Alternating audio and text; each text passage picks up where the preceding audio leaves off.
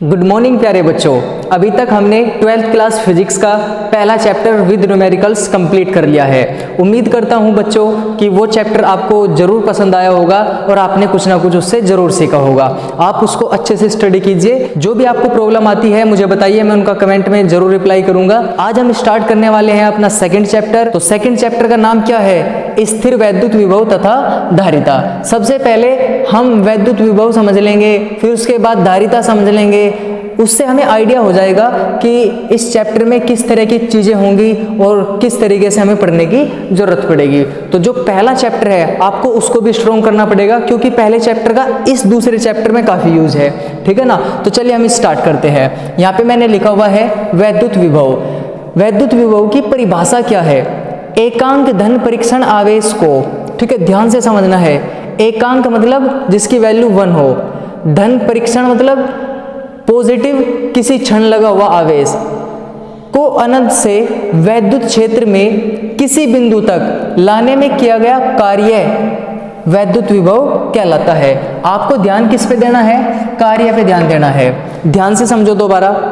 एकांक धन परीक्षण का कोई आवेश है, उस आवेश को हम अनंत से उठा के ला रहे हैं, कहाँ? किसी बिंदु तक। तो उस बिंदु तक लाने में कुछ तो काम करना पड़ेगा। तो जो भी वो काम करना पड़ेगा उसको हम क्या बोल देंगे? उसको हम स्थिर वैद्युत विभव कैपिटल वी से हम प्रदर्शित कर देंगे। चलिए देखिए कैसे। सपोज ये इन्फिनिटी पॉइंट है हमारे पास और इस इन्फिनिटी पे यहाँ पे कोई धन परीक्षण आवेश प्लस क्यू नोट रखा है। इस क्यू नोट आवेश को उठा के हम यहाँ पे लेके आए, ठीक है ना? ये वाला हमारे पास कोई पॉइंट ए है। क्यू नोट को यहाँ से लेके यहाँ तक लाने में कुछ तो काम करना पड़ा होगा। सपोज वो काम कितना है? W। अब देखिए समझते हैं। यदि किसी धन परीक्षण आवेश प्लस क्यू नोट को अनंत से किसी बिंदु तक लाने में किया गया कार्य कैपिटल W हो तब वैद्युत विभव। तो V इक्वल टू क्या होगा? W upon Q note, joule पर कूलाम। देखो जूल किसका मात्रक है? कार्य का। और कूलाम किसका मात्रक है? आवेश का। और आपको ध्यान रखना है, जूल पर कूलाम को हम क्या भी बोल सकते हैं? वोल्ट भी बोल सकते हैं। ये 10th क्लास में आपने पढ़ा हुआ है अच्छे से, ठीक है। अब देखो एक नंबर में बोर्ड एग्जाम में आपसे पूछा जा सकता है कि वैद्युत विभव की विमा बता दो। अब आप वैद्युत विभव के सूत्र को देखिए। वैद्युत विभव क्या है? कार्य बटे आवेश। कार्य बटे आवेश है ना? तो कार्य की विमा बटे आवेश की विमा, हम वो वाले फॉर्मूला लिख लेंगे यहाँ पे। वैद्युत विभव की विमा का फॉर्मूला क्या होगा? कार्य की विमा बटे आवेश की विमा। अब हमें कार्य की विमा और आवेश की विमा पता होनी चाहिए, उसको हम यहाँ पे रख देंगे और वैद्युत विभव की विमा आसानी से हम निकाल लेंगे। तो चलिए देखते हैं हम कैसे निकालेंगे। आपको पता ही होगा कार्य बराबर क्या होता है? बल गुणा विस्थापन, ठीक है ना? कार्य बराबर क्या होता है? बल गुणा विस्थापन। अब देखो एक चीज ध्यान से समझ लो, हमें किसी की भी विमा निकालनी पड़े हमें उसका मात्रक पता होना चाहिए, ठीक है ना? अब मात्रक अगर आपको पता है तो आप विमा आसानी से निकाल सकते हो। अब देखिए कैसे। जैसे बल है, बल को हम ऐसे भी लिख सकते हैं ना, द्रव्यमान गुणा त्वरण। F बराबर m में होता है, m द्रव्यमान a त्वरण। और विस्थापन को हम यहाँ सेम लिख सकते हैं। अब देखिए द्रव्यमान, ठीक है, त्वरण का मात्रक क्या होता है? मीटर प्रति सेकंड स्क्वायर। ये हम रफ काम कर रहे हैं अभी, और यहाँ पे हमारा विस्थापन सेम रहेगा। अच्छा अब देखो ध्यान से, द्रव्यमान की विमा होगी कैपिटल M, मीटर तो मीटर की विमा L, सेकंड का स्क्वायर मतलब T स्क्वायर कर दो। अब विस्थापन, विस्थापन भी कोई दूरी है तो L लिखेंगे। अब इसको हम ऐसे लिख सकते हैं M L L, L square होगा, T की पावर 2 है ना नीचे प्लस की, ऊपर भेज दो -2, ठीक है। तो कार्य की विमा होगी ml स्क्वायर T की पावर -2।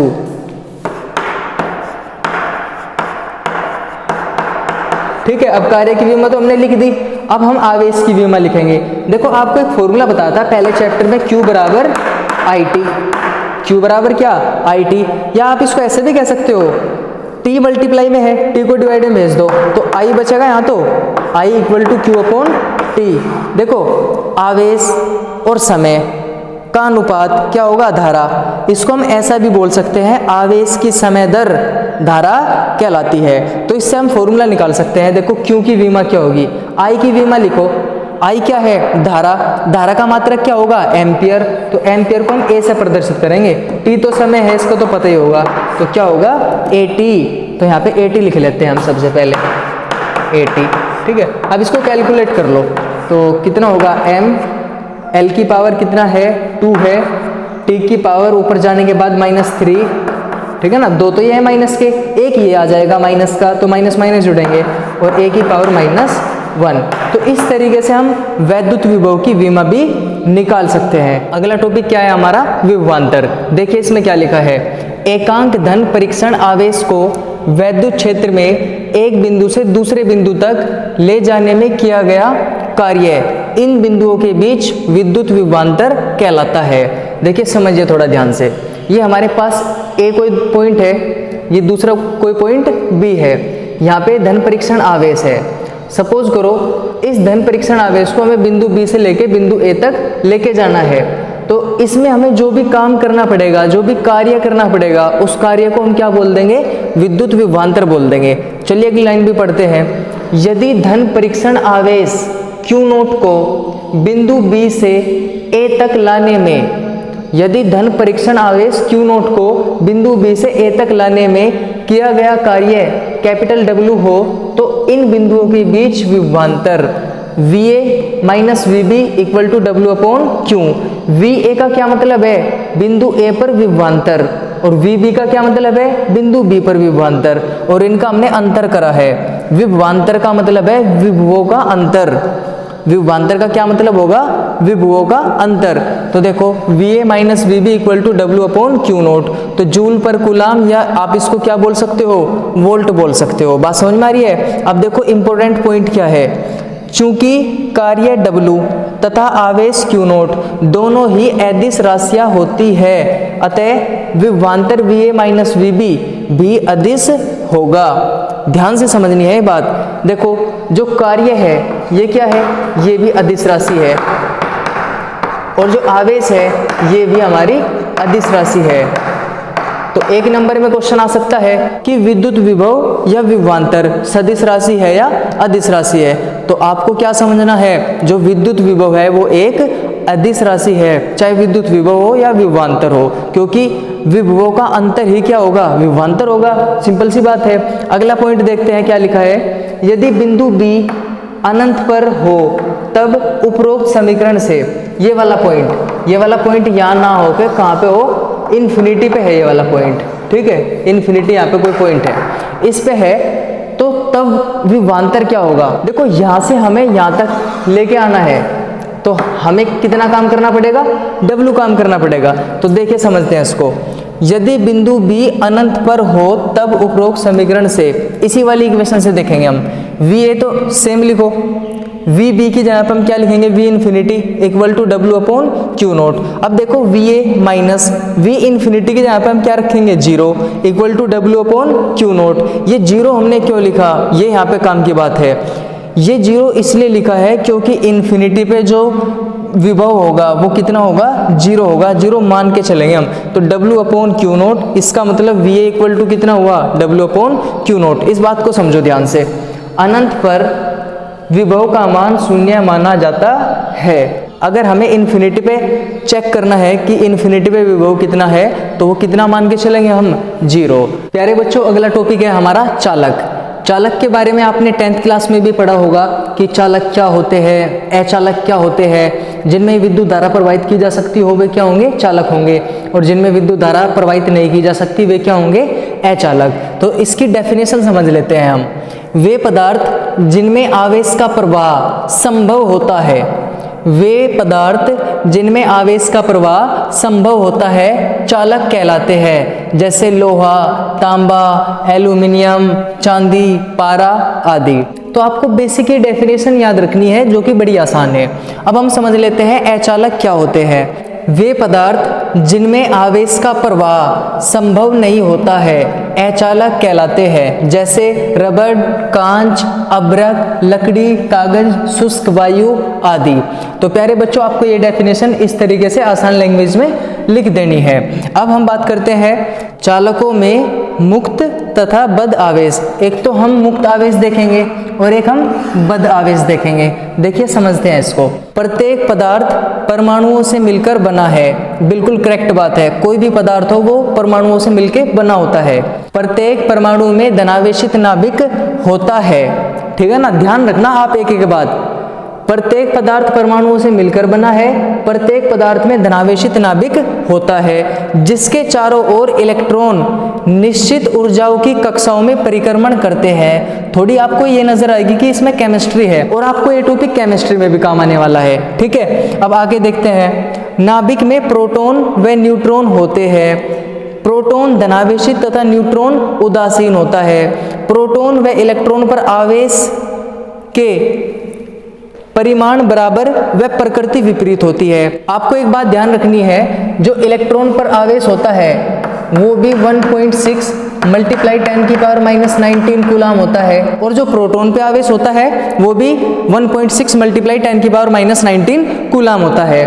पर ध्यान हमें रखना है प्लस माइनस का। इलेक्ट्रॉन पर आवेश होगा माइनस और प्रोटॉन पर आवेश होगा प्लस। इलेक्ट्रॉन क्या है, ऋणावेशित है, और प्रोटॉन क्या है, धनावेशित है। अब देखो यहां से आगे पढ़ते हैं।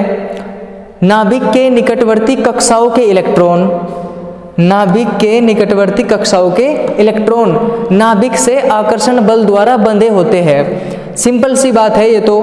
इलेक्ट्रॉन पे चार्ज कैसा है, नेगेटिव, और नाभिक में चार्ज कैसा है, पॉजिटिव, तो नेगेटिव पॉजिटिव से थोड़ा बंधा हुआ रहेगा।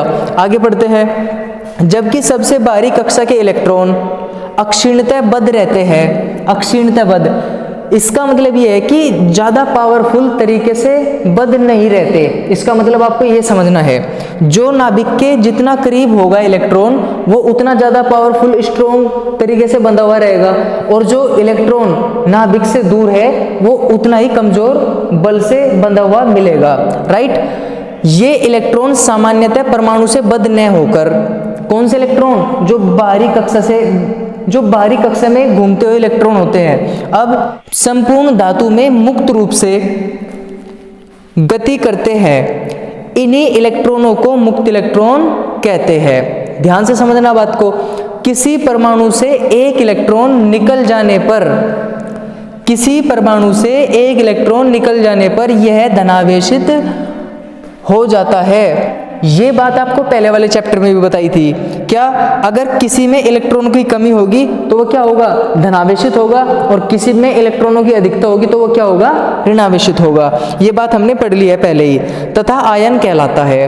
अब सही बात है बिल्कुल, जब इसमें से एक इलेक्ट्रॉन निकाल दोगे तो इस पर एक पॉजिटिव चार्ज मिलेगा, तो पॉजिटिव चार्ज मतलब क्या, धनायन होगा ये, तो हम इसको क्या बोल देंगे, आयन है ये कोई। ये धनावेशित आयन धातु जालक में स्थायी रूप से बद्ध होते हैं। धातु जालक का मतलब जो पूरी धातु है वो, ठीक है, स्थायी रूप से बद्ध होते हैं तथा अपनी स्थितियां छोड़कर नहीं जा सकते। ठीक है ना, तथा अपनी स्थितियां छोड़कर नहीं जा सकते, इसलिए धनायनों को बद्ध आवेश कहते हैं। ठीक इसी प्रकार मुक्त इलेक्ट्रॉन मुक्त आवेश होते हैं। बड़ी सिंपल सी बात आपको ध्यान रखनी है, जो इलेक्ट्रॉन नाभिक के साथ बंधे हुए हैं उन पे जो चार्ज है उस चार्ज को हम क्या बोल देंगे, बद्ध आवेश बोल देंगे। जो मुक्त इलेक्ट्रॉन घूम रहे हैं उन पे जो चार्ज है उसको क्या बोल देंगे, हम मुक्त आवेश बोल देंगे। बात समझ में आ रही है ना। इस थ्योरी को आपको अपनी कॉपी में लिखनी है, इसको अच्छे से समझ के देखना है। ये मत सोचना कि कितनी ही लाइन है इसमें तो हम इसको याद कैसे करेंगे, याद नहीं करनी है, आपको ध्यान से समझना है। एक बार ध्यान से समझ लेंगे तो ये टॉपिक तो ऐसे है आपकी केमिस्ट्री में भी काम आएंगे। ठीक है, तो चलिए अगला टॉपिक देख लेते हैं हम क्या है। वैद्युत क्षेत्र में दो बिंदुओं के बीच एक आवेश को ले जाने में किया गया कार्य है। तो बच्चों अभी यही तो पढ़ा है हमने कि दो बिंदु हमारे पास है, उनके बीच में हम जब आवेश ले जाते हैं तो हमें कितना कार्य करना पड़ता है। अब तक हम क्या मान के चल रहे हैं कि हमें W कार्य करना पड़ता है, लेकिन वो W के बारे में हम और भी पढ़ने वाले हैं। चलिए देखते हैं क्या। हम जानते हैं कि दो बिंदुओं के बीच विद्युत विभवांतर कितना होता है, VA माइनस VB और W अपॉन Q नोट। देखो Q नोट डिवाइड में है ना, मल्टीप्लाई में भेज दो तो क्या बचेगा, W equal to VA minus VB multiply Q naught. अब एक बात और समझो, VA माइनस VB को क्या लिख सकते हैं, डेल्टा V। जो अंतर है उसको किससे प्रदर्शित करोगे, डेल्टा से, तो W बराबर होगा delta V multiply Q note. तो आपको ये वाला फॉर्मूला ध्यान रखना है, ठीक है। यहाँ क्यू नोट की जगह पे क्यू भी हो सकता है, तो आपको ध्यान रख लेना है कि W बराबर क्या होता है, क्यू वी, ठीक है। आपके पास एक फॉर्मूला ये है। आगे पढ़ते हैं। यदि धनावेश को निम्न विभव वाले बिंदु से उच्च विभव वाले बिंदु तक ले जाया जाता है, दोबारा पढ़ो। यदि धनावेश को निम्न विभव वाले बिंदु से उच्च विभव वाले बिंदु की ओर ले जाया जाता है तो कार्य बाह्यकर्ता को करना पड़ता है। जो भी एक्सटर्नल फैक्टर है, जो भी काम कर रहा है, उसको काम करना पड़ेगा। इसके विपरीत यदि धनावेश को उच्च विभव वाले बिंदु से निम्न विभव वाले बिंदु तक ले जाया जाता है तो कार्य प्राप्त होता है, ठीक है। ये तो हाई है और ये लो है। अगर हाई से हम लो की तरफ चलेंगे तो हमें कार्य प्राप्त होगा, ठीक है, कार्य क्या होगा, प्राप्त होगा। और अगर हम लो से हाई की तरफ चलेंगे तो हमें कार्य करना पड़ेगा, कार्य करना पड़ेगा, ठीक है ना। तो आपको ये चीज़ ध्यान से समझनी है। आगे पढ़ते हैं। यदि आवेशित कण वैद्युत क्षेत्र में, यदि आवेशित कण वैद्युत क्षेत्र में गति करने के लिए स्वतंत्र है तो कण द्वारा एक बिंदु से दूसरे बिंदु तक जाने में प्राप्त गतिज ऊर्जा, कण गति करेगा तो क्या उत्पन्न होगी वहां पे, गतिज ऊर्जा। गति के कारण ऊर्जा, गतिज ऊर्जा। दोबारा पढ़ते हैं इस बात को। यदि आवेशित कण वैद्युत क्षेत्र में गति करने के लिए स्वतंत्र है तो कण द्वारा एक बिंदु से दूसरे बिंदु तक जाने में प्राप्त गतिज ऊर्जा कार्य के बराबर होगी।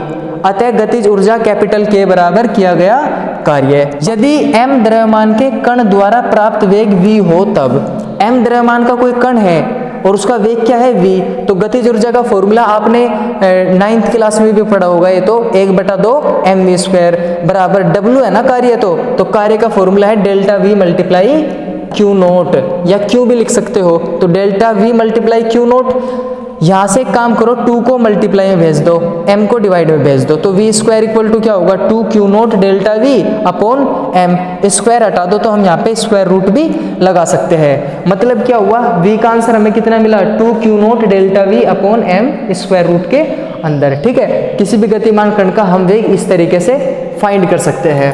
प्यारे बच्चों, ये हमारा एक इंपॉर्टेंट टॉपिक है, चलिए समझ लेते हैं इसको। बिंदु आवेश के कारण किसी बिंदु पर वैद्युत विभव, हमारे पास कोई बिंदु आवेश है, पॉइंट चार्ज है, उसके कारण हमें किसी बिंदु पर वैद्युत विभव निकालना है। देखिए थ्योरी मैंने यहाँ पे लिख दी है, थ्योरी को भी हम समझ लेंगे, लेकिन उससे पहले हम डायग्राम को समझते हैं कि डायग्राम क्या कहना चाह रहा है। देखिए ये हमारे पास कोई बिंदु O है और इस बिंदु O पर प्लस Q चार्ज रखा है। इस बिंदु O से स्मॉल r दूरी पर स्थित कोई बिंदु A है और इसी बिंदु O से स्मॉल x दूरी पर स्थित कोई बिंदु B है। A और B ये दो बिंदु की बात हम कर रहे हैं, ठीक है।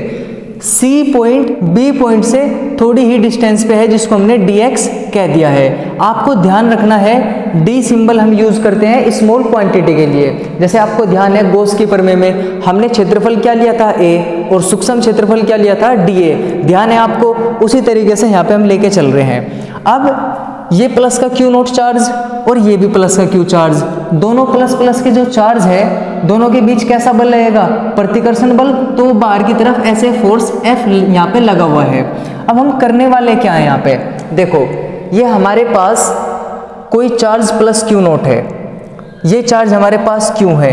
एक बात तो क्लियर है यहाँ पे कि दोनों के बीच प्रतिकर्षण बल है, और बल हम किस फॉर्मूले से निकाल सकते हैं, कूलाम के नियम से। तो आपको पता ही होगा कूलाम का नियम, कूलाम का नियम पता है ना सभी को, most important. F equal to क्या होता है, 1/4 पाई एप्सिलॉन नोट के Q1 Q2 अपॉन r²। और बात अगर निर्वात या वायु की हो, निर्वात या वायु की, तब हम वहाँ के इक्वल टू कितना लेंगे, 1 लेंगे। तो फॉर्मूला क्या होगा, F equal to 1/4 pi epsilon naught, K की जगह पे तो 1 रख देंगे तो कोई फर्क नहीं पड़ेगा, Q1 Q2 अपॉन r²। तो ये हमारा फॉर्मूला था कूलाम के नियम का। इस फॉर्मूले की हेल्प से हम फोर्स निकाल सकते थे। लेकिन आप एक बात ध्यान दीजिए, जब आवेश है तो आवेश के चारों ओर का क्षेत्र क्या होगा, विद्युत क्षेत्र होगा, ये हमने पहले चैप्टर में पढ़ा है। तो जो विद्युत क्षेत्र के कारण जो इससे स्मॉल r दूरी पे कोई पॉइंट A रखा हुआ है, इस पे हमें वैद्युत विभव निकालना है। देखिए सिंपल है, हम क्या करेंगे, सबसे पहले जो फोर्स है ना, हम इस फोर्स की वैल्यू निकाल लेंगे। कैसे निकालेंगे, अभी आपको बताया, कूलाम के नियम से निकाल लेंगे। फिर जो B पॉइंट है ना, ये इस B पॉइंट पे प्लस Q नोट यानी कि जो धन परीक्षण आवेश रखा है, इसे हम B से C तक लेके जाएंगे और B से C तक की डिस्टेंस है बहुत कम, तो कार्य भी बहुत कम होगा। फिर हम वो कार्य निकाल लेंगे। तो कार्य कैसे निकलेगा, बल गुणा विस्थापन से।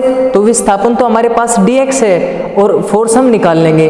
तो हम क्या निकाल सकते हैं, बल गुणा विस्थापन, हम कार्य निकाल सकते हैं। अगर हमारे पास कार्य है और आवेश हमारे पास है, तब हम वैद्युत विभव भी निकाल सकते हैं। देखिए एक काम करना है, हमें चित्र अच्छे से समझना है। अगर एक बार चित्र हमारे अच्छे से समझ में आ गया तो थ्योरी को हम बड़ी आसानी से लिख लेंगे, और जो हमने चित्र में करा है ना, वही हमें अपनी थ्योरी में लिखना है। तो देखिए समझते हैं थ्योरी हम किस तरीके से लिखेंगे।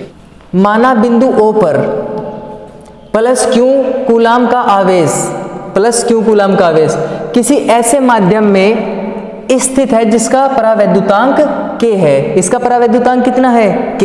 आगे पढ़ते हैं, प्लस Q आवेश द्वारा उत्पन्न, प्लस Q आवेश द्वारा उत्पन्न वैद्युत क्षेत्र में किसी बिंदु से स्मॉल r दूरी पर, वैद्युत क्षेत्र में बिंदु O से स्मॉल r दूरी पर स्थित कोई बिंदु A है। देखिए कोई बिंदु O है, प्लस Q चार्ज है, इससे स्मॉल r दूरी पर स्थित कोई बिंदु A है जिस पर वैद्युत विभव ज्ञात करना है। आगे पढ़ते हैं, माना बिंदु O से, माना बिंदु O से स्मॉल x दूरी पर स्थित, स्मॉल x दूरी पर स्थित A की सीध में, ये A पॉइंट है, इसी की सीध में कोई बिंदु कैपिटल B है जिस पर धन परीक्षण आवेश प्लस Q नोट स्थित है। ठीक है ना, बिल्कुल जैसा हमने चित्र में समझाया ऐसे हम लिख भी रहे हैं। कूलाम के नियमानुसार प्लस Q के कारण प्लस Q नोट पर लगने वाला वैद्युत बल, तो आप एक काम करना, इसको तो Q1 मान के चलना और इसको Q2 मान के चलना, और डायरेक्ट क्या यूज करो इसमें, कूलाम का नियम। ठीक है ना, 1/4πε0 के Q1 Q2 upon R square. देखिए F इक्वल टू कितना, 1/4πε0 के Q1 Q2, Q1 की जगह पे Q और Q2 की जगह पे Q नोट अपॉन में R स्क्वायर आता है ना। R का मतलब क्या है, दो आवेशों के बीच की दूरी, लेकिन यहाँ पे दो आवेशों के बीच की दूरी कितनी है, x, तो यहाँ पे हम x स्क्वायर करेंगे। तो ये हमारे पास फोर्स है। अब धन परीक्षण आवेश को बल के विरुद्ध ले जाने में किया गया कार्य, ये धन परीक्षण आवेश है, फोर्स इस डायरेक्शन में काम कर रहा है, हम इसको इधर ले जाना चाह रहे हैं, तो हमें बल के विरुद्ध काम करना पड़ेगा। तो लिख लेते हैं हम इसको, कार्य बराबर, देखो बल गुणा विस्थापन, ये हमारे पास क्या है, बल है, और ये dx क्या है, विस्थापन है। नेगेटिव साइन हमने इसलिए ले लिया क्योंकि हम उसके विरुद्ध काम कर रहे हैं। तो W बराबर क्या होगा, इस माइनस को बाहर निकाल लो, तो माइनस का 1/4πε0 Q1 मतलब Q naught upon x square और dx। आगे बढ़ते हैं, अब प्लस Q नोट को अनंत से बिंदु A तक लाने में किया गया कार्य।